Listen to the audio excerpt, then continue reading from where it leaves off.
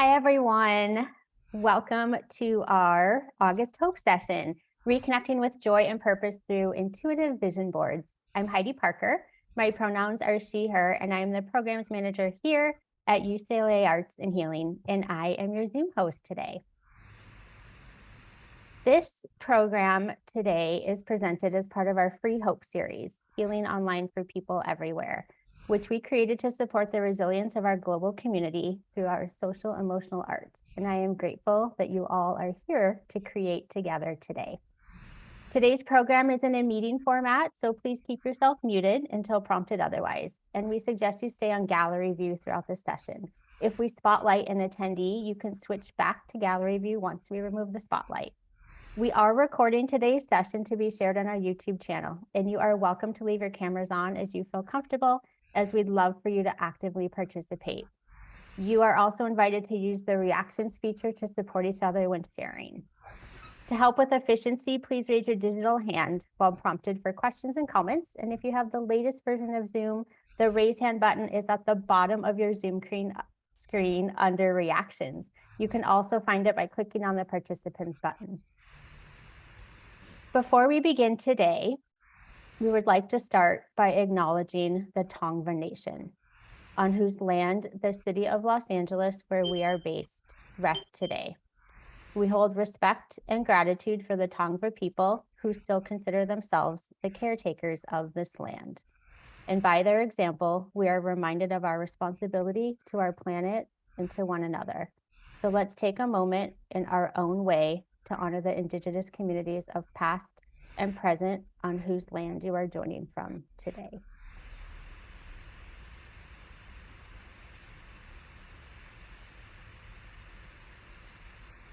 So I'd like to welcome today's presenter, Anna Rayner. She is the founder of Creative Play LA, a Los Angeles-based teacher training business that delivers professional development workshops. She is a gifted author, speaker, parent, and educator with a lifelong passion for unlocking creative potential through targeted art activities. Her two books, Smart Ideas and Smart Ideas 2, were widely reviewed as outstanding contributions to the field, and both received the prestigious Director's Choice Award. Today, she speaks, teaches, gives workshops, makes art, and she believes that creativity is contagious and that we're better together, and that we tap into our own creative energy when we best creative play in a group and with others. And with that, I will hand it over to Anna. Excellent. Thank you so much, Heidi. Can everybody hear me okay? Can I see a little thumbs up? Yeah? Anna, we can hear you, but there's a hissing noise. Is there a fan on behind your background? There is a fan on. I'll turn it off. Hold on.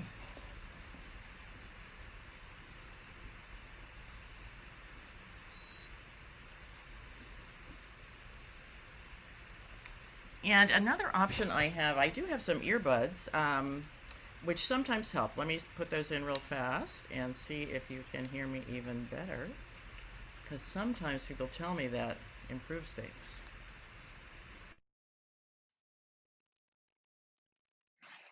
Okay, can you hear me better now? Can I? Oh yeah, your voice is much louder and clearer, and it filters out the background noise. Excellent, excellent, good. Okay, so thank you for your patience with that little technical glitch or improvement, we should say. So welcome everybody. I am really excited to look at the participant numbers today.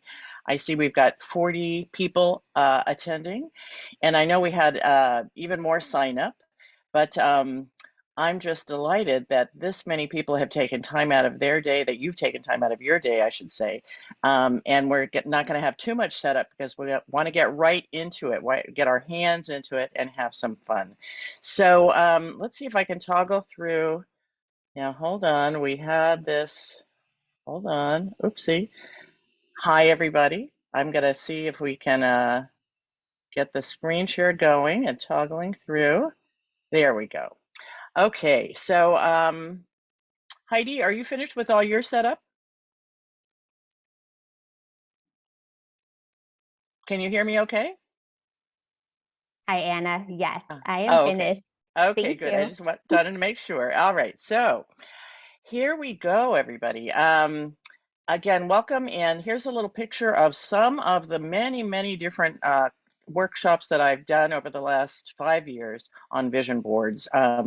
This is one that I did at home with some of my family friends. I have 2 young adult children, and people of all ages love to make things with collage. In a way, collage is great because you don't have to be able to draw. And so many adults feel that they're quote unquote not artists because I can't draw. And as an art person myself, that I always find that sad because everybody can enjoy art, and somehow along the way, many of us adults had art teachers or art programs, or somehow we felt like art wasn't for us unless we could illustrate accurately. And as you may know, and you'll find out during this workshop, that really you don't have to be able to illustrate accurately at all to have fun with art. So we're going to be doing some collaging, and you see from this photograph, you see the torn edge there. Not only the torn edge of the newspaper, but you see, of the, I should say, magazine clippings, but you see the torn edge of the circle paper itself. I'm a big fan of the torn edge. Um, Here you see a training that I did with a group of homeless women in was a homeless women's shelter as part of Big Tuesday, which is that charity day that most of the country is involved with now. A lot of times offices will close down and give their employees time to do some community service of some type. And we did vision boards at a local homeless women's shelter. And this was the result. And there they didn't do it on a torn circle because they provided these rectangular pieces of foam core board, which was very nice. So the hosting agency provided the foam core, and that foam core has some dignity to it. But as you can see for the one on the top right, which was the one I did that day, I still use torn edges because to me, the torn edge is something different than the cut edge.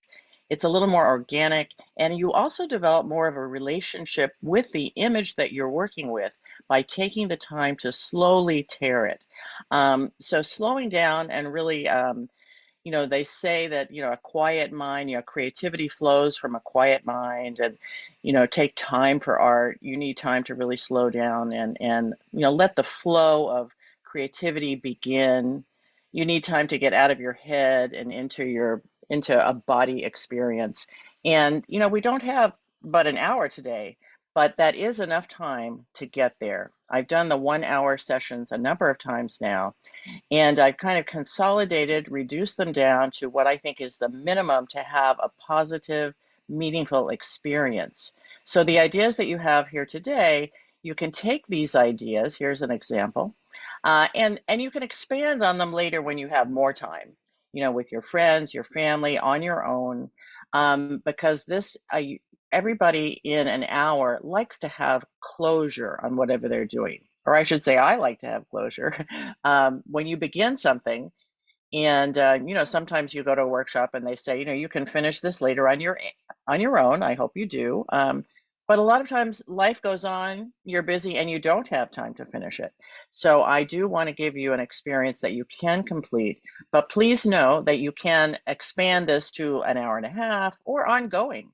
One of the nice things about collage art and glue sticks, and even, hopefully watercolor, I'm going to be using watercolor and crayons, but whatever you have around, this is the kind of workshop where what you have will do, you can adapt. So much of creativity is about adapting and being flexible. So, honestly, even if you just had whatever office supplies, you could still do this. You would understand the ideas, and then later, if you actually, went someplace or were at Target, or even Staples or Office Depot now sell a pretty nice selection of basic art supplies. You could pick those up and do it again in a more expanded version. So this is a picture of that more expanded version. Like I said, I've been doing these for at least 5 years, if not longer. I started doing a lot of vision boards because I took the Artist Way class. Here in Los Angeles, there was a woman named Kelly Morgan who taught the Artist Way workshop as a hands-on interactive workshop. And, it was a 10-week session. And I learned so many fun things in that class. I did it just for my own fun and self-care. And I ended up retaking that class, The Artist's Way, for 4 years. It kind of became my own way of doing a little bit of art therapy, you might say, even though it wasn't really billed as art therapy, but it was therapy for me. And so I really leaned into this idea of making vision boards in a way that's not so directed, and I call them intuitive vision boards. Vision boards are kind of a blanket term for many different things, and it's basically a personal collage that relates to something meaningful to you. Some people might call these mood boards. I don't think they really even need to have a name per se, because vision board to me is enough of an umbrella that I will say, you need to, it's a personal statement about where you are and how you feel, is really kind of actually what it is. And you don't have to know, in fact, you don't even want to know why you did what you did, because it's a bottoms up approach to making art as opposed to a top down approach. A top-down approach would be, a vision board would be, and some people do this, would say, well, think of something that you want in your life this year. Maybe you want a relationship, maybe you want a house, maybe you want to clean out your closet, maybe you want to buy a dog, whatever, will change jobs. And you focus on that and you look for images that help you with that, and you constellate it almost like the power of positive thinking. And you can bring that into your life. That's one of the ways vision boards are created. That's a top-down approach, because you're thinking of an idea and you're trying to gather things to make that idea happen. That's not what I like to do. Although, you can mix it up and do it many different ways. But to me, I much prefer to do the bottoms up, where it's intuitive. You don't know what you're doing. You hang it up somewhere that you look at it, and later you get insights as to, maybe that's why I did that. Maybe that's why this color I used today. But you don't want to really know where you're going. You don't want to have a map the way that you're going to do it today. So the goals of the way that anybody does this kind of therapeutic art is to reduce stress, increase your self-awareness, and, as it says on the bottom, no prior art experience needed. And that's when I address that thing, that sad element that I said, that so many adults feel, I'm not an artist because I can't draw. So again, collage and abstract art bypass that, and they also give you that below the neck experience doing abstract things, where not only do you not have to be able to draw, you don't want to go there. It's not about technique, it's about sensation. So let's go ahead and get started. So I'd like you to gather your materials in front of you. I have just some blank paper. I have a bunch of crayons and a glue stick. And I have some little simple watercolors, just school grade watercolors. And those are the materials that I'm going to use today. So the closest you have to things, a mark making material and a paint if you have it. If you don't have paint, you can bypass that. Oh, and of course, a couple of magazines or any print material, something that has some images on it. I have a bunch of just torn things. Here's, kind of what we're going to be working towards. Here's another example, just simple. And less magazines is probably better, because, magazines can be fun to look at, and then you get wrapped up in, oh, I don't know which image to choose. It's so overwhelming. There's so many images I like. And, there's a lot to be said for reducing down the choices. And a lot of art techniques do that. There's a limited palette techniques, where you just use 3 or 4 colors and see what happens. So I call this limited collage technique. And if you find that you're the kind of person where you get overwhelmed with choice easily and decision making is hard for you, you might want to just go in and tear out 4 pages and work with those, or any limited number. It doesn't have to be 4, but just pick out a limited number, put the magazine away, and say, okay, this is fine for now. And so I'm going to stop the share, and I'm going to lean down and say hello. Hi, everybody. I see you, Cynthia. Let's see. Thinking if anybody else whose name I recognize. Cynthia Liu I recognize. Well, I love to see people who I've seen before and then newbies. I tell you, it's really great. And we're up to 42 people, so welcome. So what I do is I lean down my screen here so that you can see me working. And I also recommend when you are working and doing your art yourself that you lean yours down. Hi, Wen. What leaning your screen down does is enables, hi there, it enables other people to see you working and you see each other working. And that's kind of fun because then you feel like you're in an art class together. You know, you're doing art. You feel like you're kind of in a group studio environment. And if you've ever been in an art class, you know, in our studio, you get an energy off of other people. You know, you're creating together and you can simulate that a little bit. Like I saw Avid who did that right there where she leaned down her screen. I really love that. I learned that from a Jewish Studio Project, an art therapy uh, group up in Northern California that does that. And I thought, oh, I like that idea. I'm going to pass that one along. But first, before we do the warm up, I want you to just get into that more relaxed state. You know, it's already noon, so we're already stressed because, you know, we've been up for a while. So I want you to just do a breathing setup to get out of your head, you know, into your body. So sit up straight and relaxed. Let's start with our shoulders and roll those back. Shoulders are always a place that we will hold our tension. And let's roll them forward. And feel the bottoms of your feet, whether you're barefoot or with shoes, just feel what are the soles of your feet experiencing? What's the sensation? Feel your sit bones on your chair. Just feel the ground underneath you.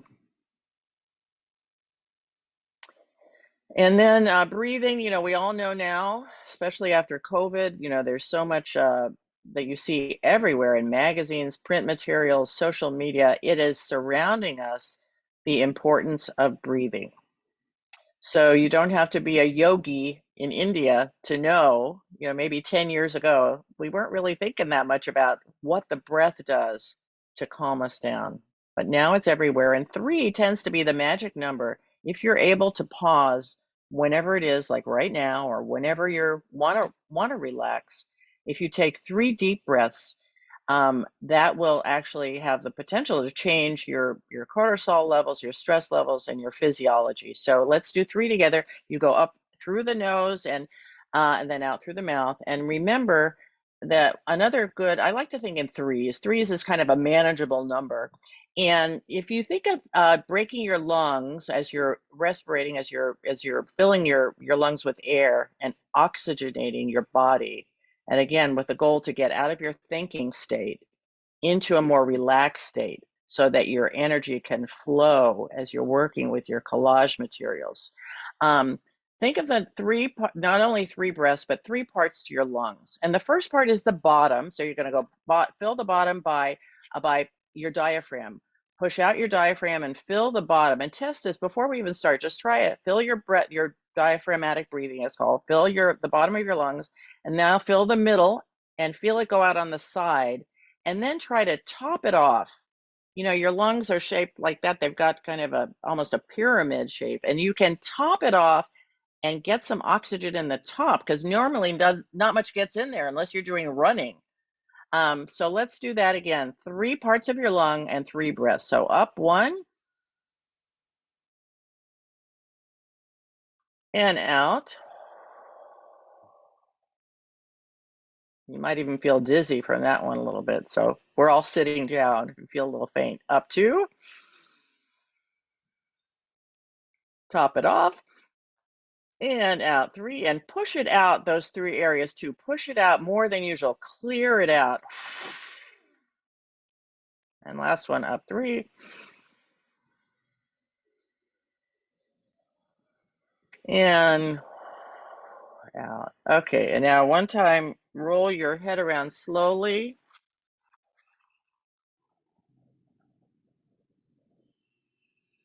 Roll it the other way.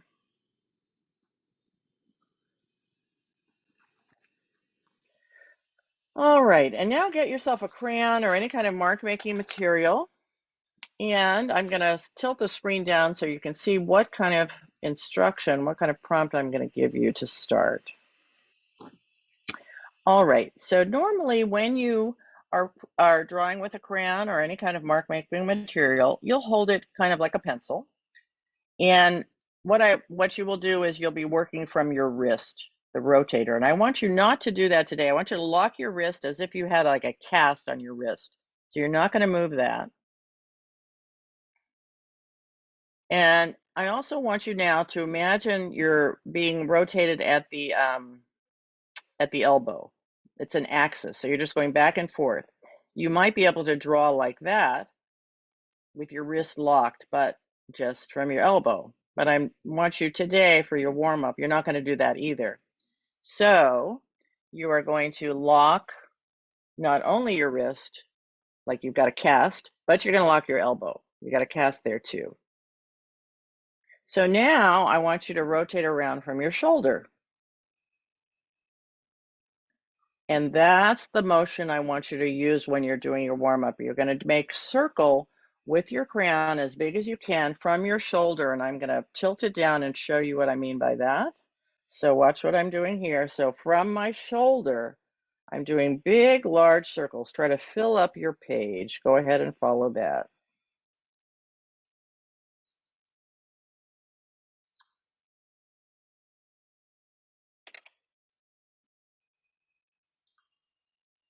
And it should look something along those lines.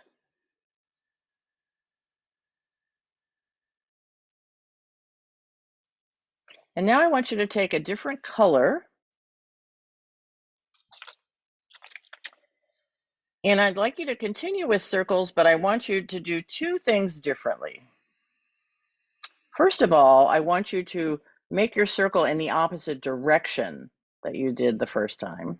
And then two, I want you to move not from your shoulder this time, but from your waist. So you're literally pivoting from your waist. So again, opposite direction, different color, pivoting from your waist.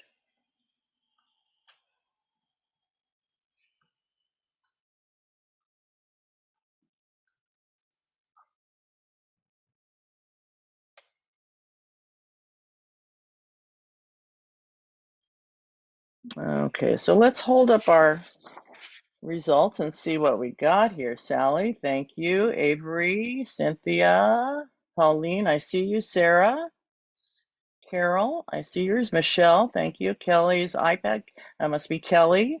Mandy, I see you. Carol, Samantha, Jacqueline, thank you very much. Cindy, excellent. I think I got everybody. Thank you. Okay.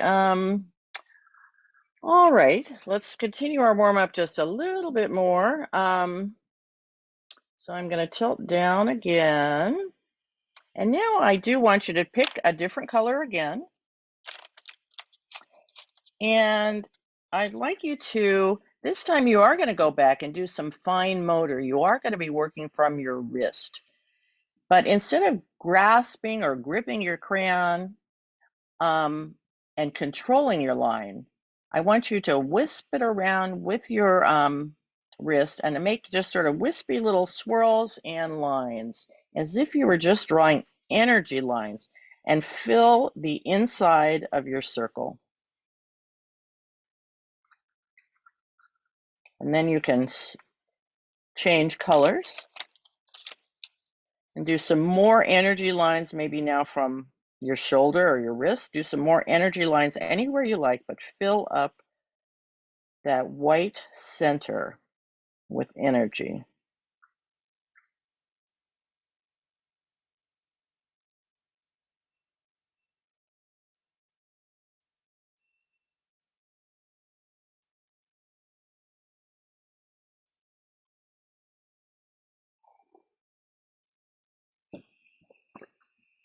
And now I'd like you to take some of the shapes that you see on the inside of your energy lines and fill them in some way you like with some solids. You could do some gradients. Just begin to kind of color in some of your shapes and define them. I'm going to put on a song for this, and I'm going to give you one song to define your shapes a little bit. And this is going to become the base of your vision board. So even though it's a warm-up, it's a warm-up you're going to be using more and developing.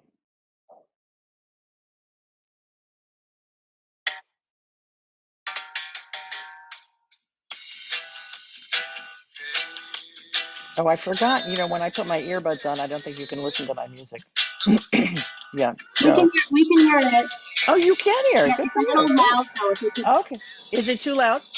a little bit Okay. compared to your voice. Now is that good? It's good for me. I don't know. Okay. All right. That sounds good, Anna. Okay, perfect. Thanks.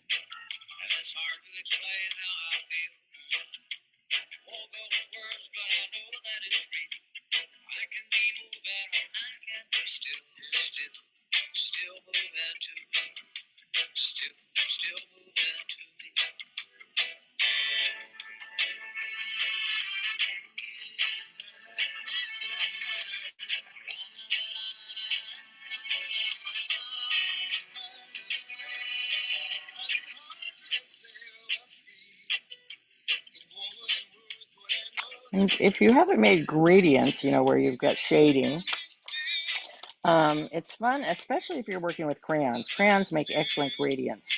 If you have markers, it's harder, but you can do it. But it's nice to do some gradients just because yeah, they look so cool.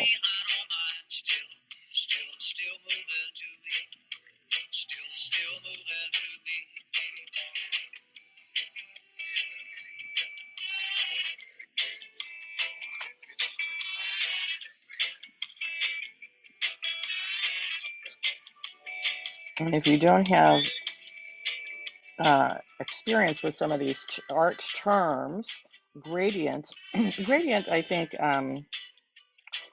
because of the programs like Excel, where you would fill in a, or any of the word processing programs that have shapes, you know, gradients, I think, became more familiar to people after computers started talking about gradients. But you know, in the language of art, it's about shading, and it's how you create volume. And you know, there's even fancy terms for it in fine art. Chiaroscuro was like one of the old Italian Renaissance terms for shading, because you know, there was a time that artists wouldn't have volume. They kind of created things in a flat field, but shading gives volume. And so anyway, gradients are in the world of word processing, where you would put yellow at one side of your shape and blue at the other side, and you just click a button and it shades the whole thing, and you have green in the middle. It's kind of like magic, but it's fun to make your own gradients by hand, because your colors then have more depth and dimension. So let's hold up and see where we are. So there's mine. You want to see? Let's check what we're working on. Sally, thank you. Jacqueline, Avery, Mandy, Jessica, Sarah, Shara, Cynthia, thank you. Cynthia L, Alyssa, I got it. Thank you very much. Michelle, thank you. Pauline, I think Gwen, V2, thank you. I think I got everybody. If I didn't get you, why don't you keep yours up? Jessica, okay, I see you. Oh, and it's Carol, thank you. Samantha, excellent. Oh, and Rika, thank you. Carol Matthew, I got you. V2, okay, gotcha. All right, and then the last step, because again, we are going to be using this, and I'll show you an example of how I used mine to begin. This is an option when I was doing one of the 1 hour vision boards. So I used mine as a base. You don't have to, you could just save this on the back. But the nice thing about doing it this way, you automatically have a circle or some kind of organic circular shape. It doesn't have to be exactly a circle. If you like exact circles, you know, you could take a paper plate and trace around and then make it an exact circle. If you like more irregular forms, you can probably leave it the way it is. But one thing that if you do have watercolors or paint or any kind of paint, I'm just going to give you a little bit of suggestion next on what to do here. So I have my little cake watercolors here, and these are inexpensive watercolors. Some of you might be artists, just for your own, satisfaction, you're artists, so you might have better quality watercolors. But better quality just gets you brighter, more pigmented. That gets you deeper colors. It gets you a more intense colors, and it also gives you light fast. I mean, it'll stand the test of time, that it won't fade over time. But for these kinds of things, you really don't need that. So these little cake, cheap, inexpensive watercolors, I usually will spray them with water first or run them under the sink so they can begin to hydrate. So even if you don't have watercolors here now today, you could probably pick some up the next time you're at the big box or office supply store, even probably the grocery store. CVS carries the simple watercolors. But it's good to hydrate them first because that begins to soften the pigment and you get a lot more color that way. So I've noticed over the years, a lot of people don't do that, because a lot of people haven't had art school, the basic instruction and materials. And some of these things are really not just self-evident. Somebody needs to tell you these things. So if you don't have a spray brush, you can just take your brush and put it in your water and then squeeze some drops of just plain water on top of each watercolor cake. And that way it will kind of be softening.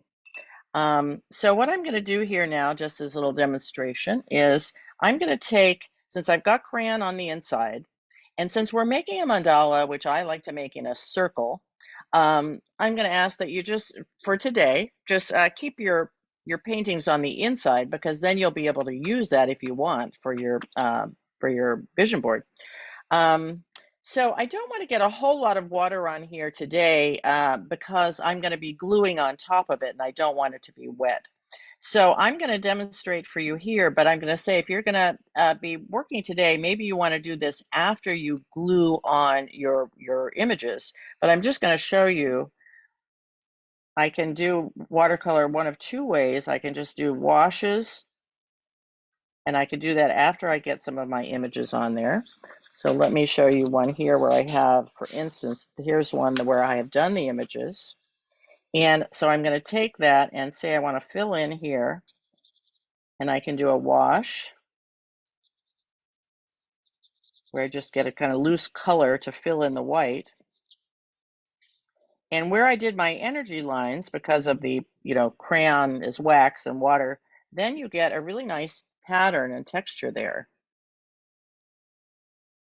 And to me, all of these things are beautiful ways to make art that bypass that issue of I'm not an artist because I can't draw. That's what any good art teacher, art therapist wants to do, have people bypass that sense of limitation. So that's one way. And the other way is, of course, getting a fine brush where you go in and you get some detail. So whether you so I like, say, I'm going to outline some of this here. And I did that with my detail brush. So you can do big washes or darker detail. Okay, so let's go ahead. I'm going to go back to the slides. And I think that's enough of your warm up. And let's get going on the next phase. So here we've got, so you did your sensory warm up with crayons. See, that's what you did. And the objective was to get out of your head into your body and activate your senses.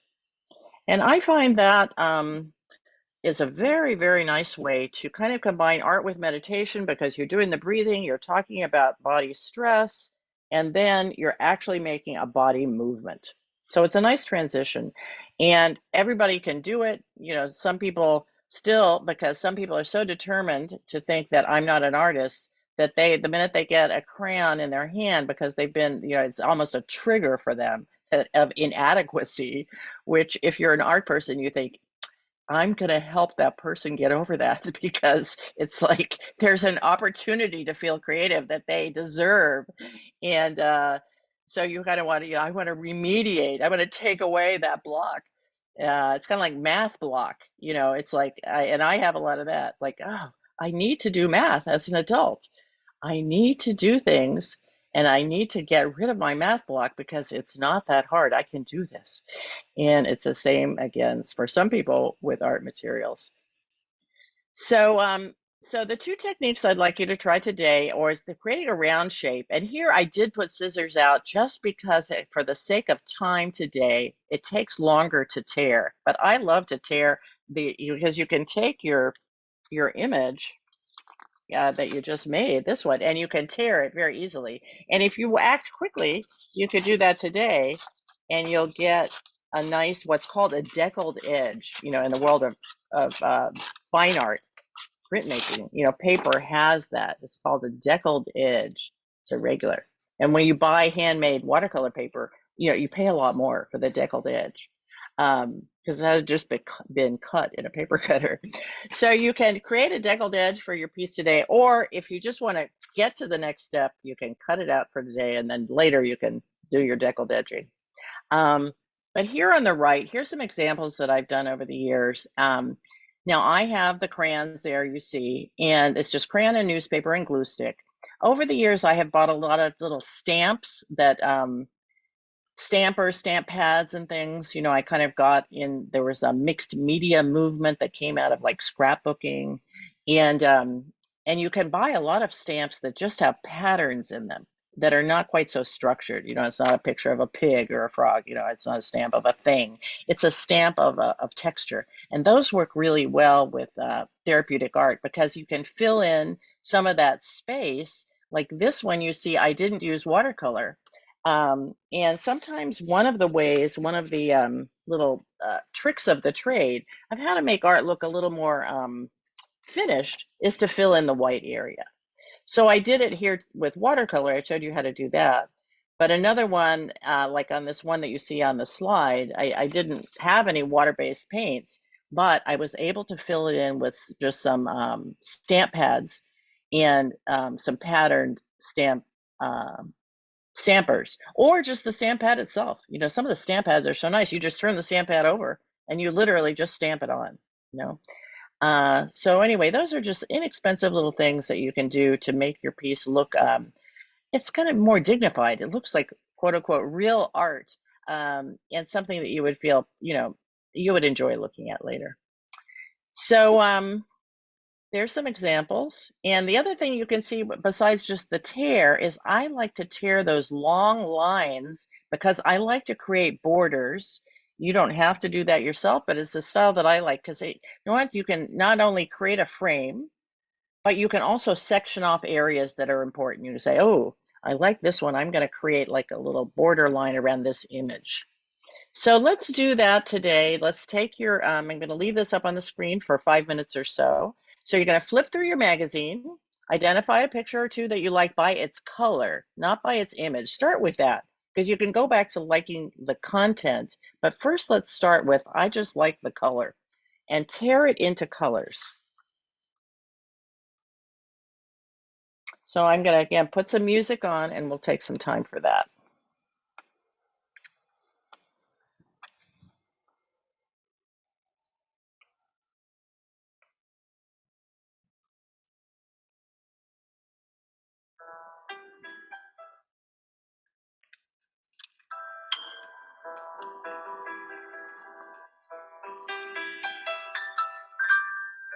Well, that's a little too quiet. Let's do this one.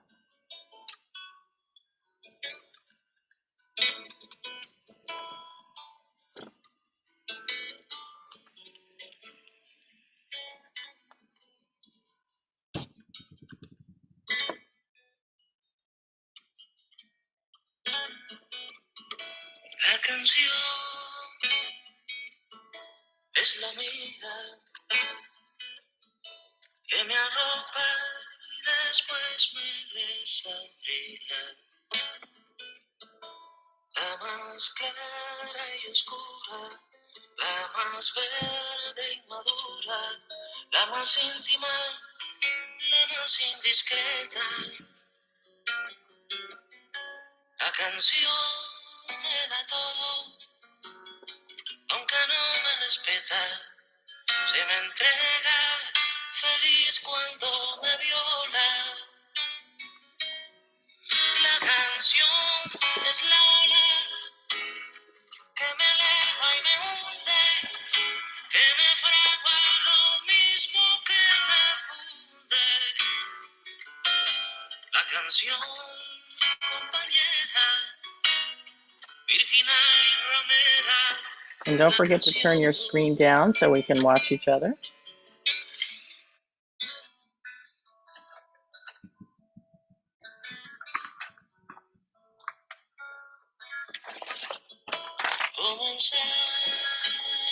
Comenzamos un día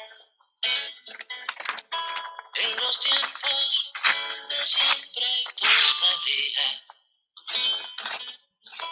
Comenzamos felices a contar cicatrices como buenas señales de los años. Y peldaño, levantamos paisaje sin excusa, sin juego y sin ultraje. ¿Quién se atreve a decirme que debo arrepentirme de la esperma quemante que me trabajó? Porque saldrá de abajo, yo no vengo ni rajo mi pasión.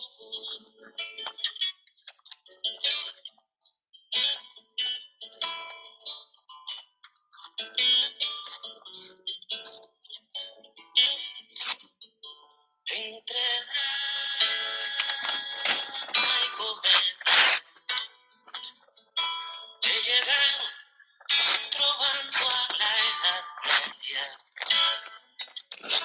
Torpe pero sincero, aún no soy caballero, y que el cielo me libre de cordura.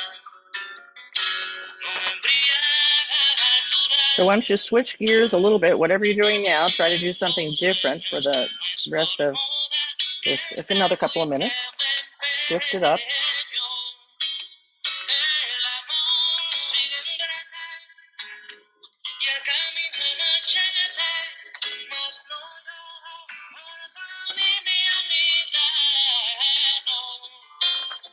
Conservo mis manos, mi sudor y el humano corazón.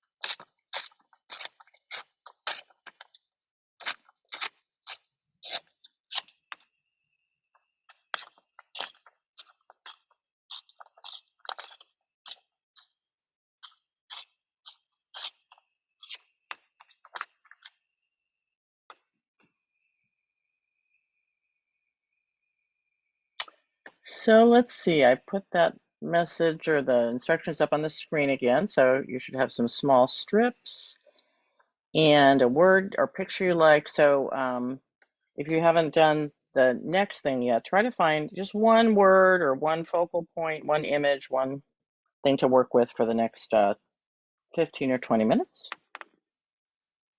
Actually, we've got 15 minutes left. So just one, and again, don't overthink it. It could be something you've already torn out. And if you haven't, just look quickly and find something that just grabs you without even having any understanding of why it grabs you.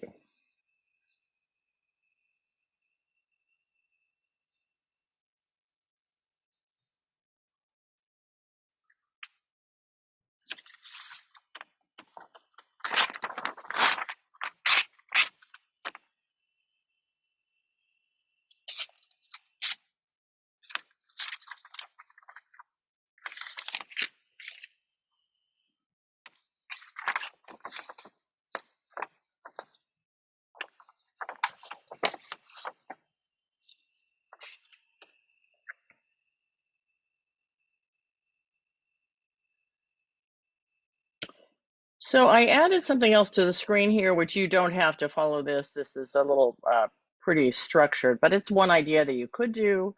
And I don't even know why I put on the back of your circle. That's funny. I don't know why I wrote that. But I think when I first started doing this workshop, I wasn't combining it with the warm up with the crayons, which now I kind of like better. So so again, you don't have to use the warm up with your crayon, but it's something that I think is kind of makes it interesting. But you could use the back and just do plain. But I want you to basically begin gluing down your things, and consider making a border. You don't have to make a border around the whole thing, but consider basically using your little strips to define areas. Let's put it that way, using your little strips, and I'll leave that up as an example. And again, this is going to be the gluing process, and we're going to glue it down. And then afterwards, we're going to add some, go back to our crayons and our paints and add some embellishments into, however we like. So you have some open-ended time now to work. I'm going to give you some time to work, but we are going to come back and we're going to do some sharing. But I want you to have time to relax and not have me talking and not having to be thinking. I want you to truly get out of your head. And I'll again put some more music on, and I'll set my alarm for 10 minutes so I don't lose track of time. And this time you do want to tilt down your screen so you can watch each other working.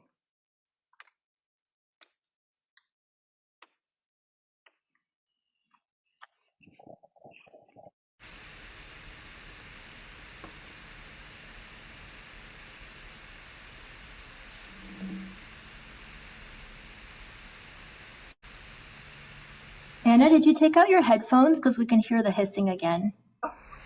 Or maybe if you want to mute it during the time. You caught me, look at that. I was trying to hear the music because I couldn't hear it. Yes, but I'm going to put them back on. Let me get the music on. Is the music, oopsie, hold on.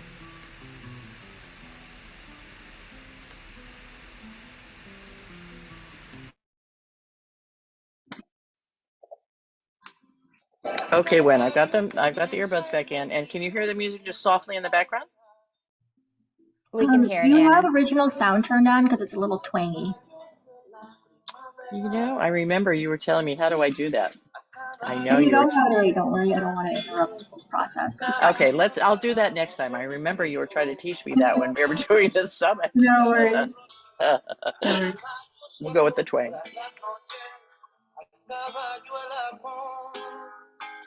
A caballo bañado en sudor, a caballo llegamos a visión, y juro que no es sacrificio.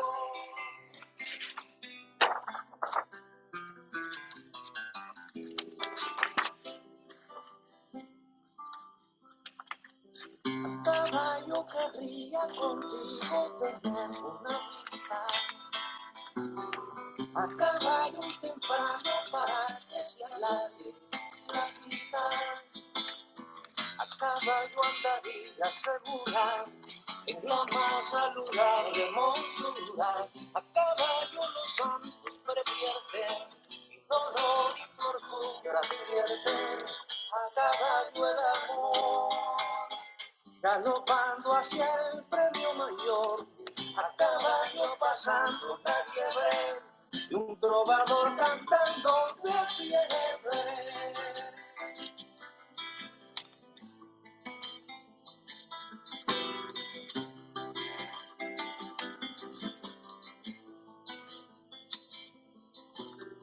A caballo curando la baja presión de la sangre, a caballo borrando ignominias, miserias y hambres, a caballo impartiendo justicia, reclamando el país con malicia, a caballo sin discriminarnos, a caballo total para amarnos, a caballo el amor.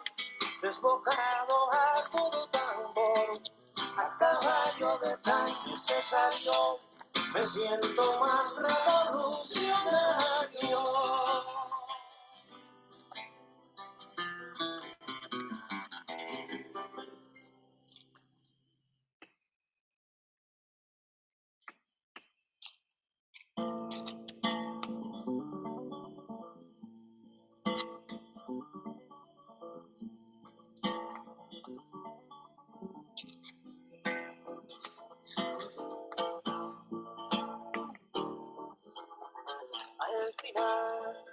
este viaje en la vida quedarán nuestros cuerpos hinchados de ir a la muerte, al odio, al borde del mar. Al final de este viaje en la vida quedará nuestro rastro invitando a vivir. Por lo menos por eso es que estoy aquí. Somos prehistoria que tendrá el futuro. Somos los anales remotos del hombre. Estos años son el pasado del cielo. Estos años son cierta agilidad con que el sol te dibuja en el porvenir. Son la verdad, en fin, son Dios. Quedamos los que puedan sonreír en medio de la muerte, en plena luz, en plena luz, en plena luz, en plena luz, en plena luz, en plena luz.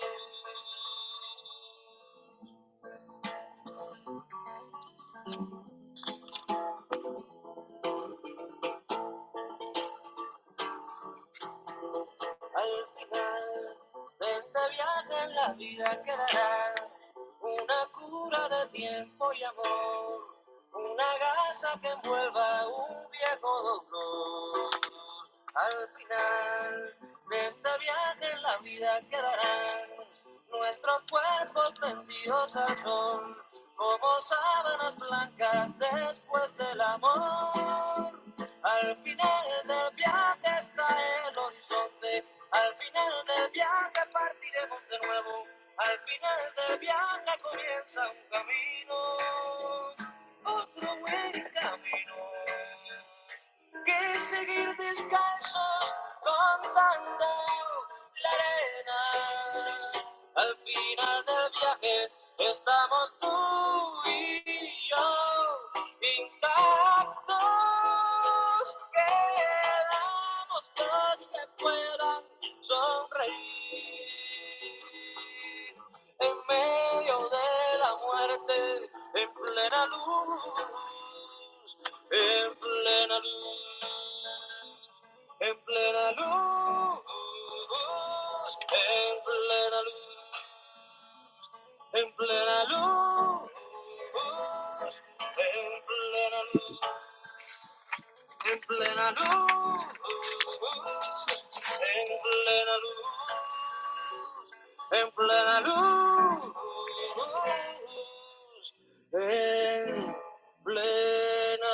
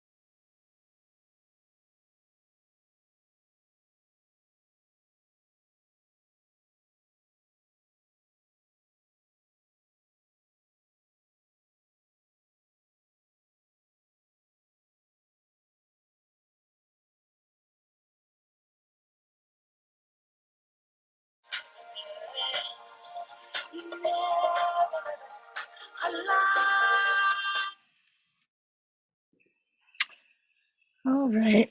I'm gonna stop sharing because I realize oh my goodness, it's getting late. It's really later than I thought. To be honest, I think I forgot to set that little alarm I was gonna set. But let's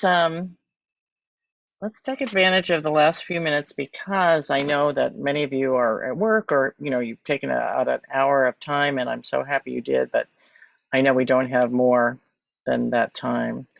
So I'm just going to toggle through some things as you work. You can continue working or gaze at the screen here if you like.